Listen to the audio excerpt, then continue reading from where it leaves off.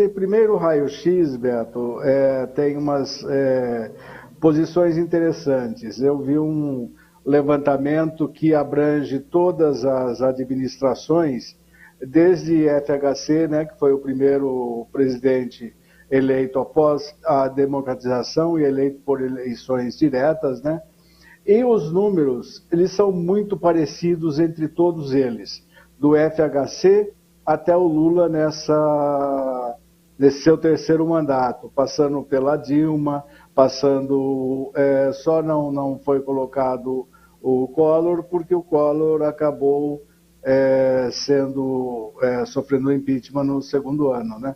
Mas o Fernando Henrique, a Dilma, o Fernando Henrique, o Collor, a Dilma, o Lula, todos eles, nos primeiros 3 meses, tiveram esse percentual muito parecido entre a aprovação e a desaprovação, né? Alguns mais, outros menos, né? Então, a gente vê que a pesquisa ela é bem interessante desse ponto de vista.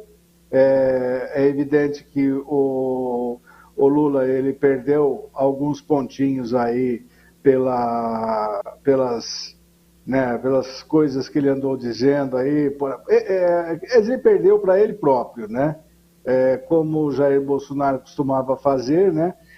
Ele perdia para ele próprio, ele não precisava de oposição, né? Mas alguns pontos de vista são interessantes, Beto, principalmente na área econômica, né? A percepção da economia, da inflação. E o fato mais curioso é realmente que 80% dos entrevistados concordam com Lula quando ele pressiona o BC, Banco Central, para queda dos juros. Principalmente porque nós estamos com a inflação em ritmo de queda, né? E estaria na hora de o BC começar a reduzir os juros. Essa é a percepção da pesquisa feita pelo Datafolha. Se resolve baixar os juros, é uma incógnita, mas a gente precisa lembrar que a produção precisa ser estimulada, a indústria precisa ser estimulada e a indústria, a produção, ela só é estimulada com o consumo. E o consumo só acontece quando nós temos juros não muito altos, né? O próprio presidente do BC, o Roberto Campos Neto, disse que a taxa de juro real no Brasil deveria ser 23,75%, o que, no meu entender, é um exagero, né? Seria um absurdo se chegasse a esse patamar, mas ele ainda não deu sinais de que pode dar início a uma queda desses juros, né? É evidente que isso vai depender dele, vai depender do Copom, das reuniões, né?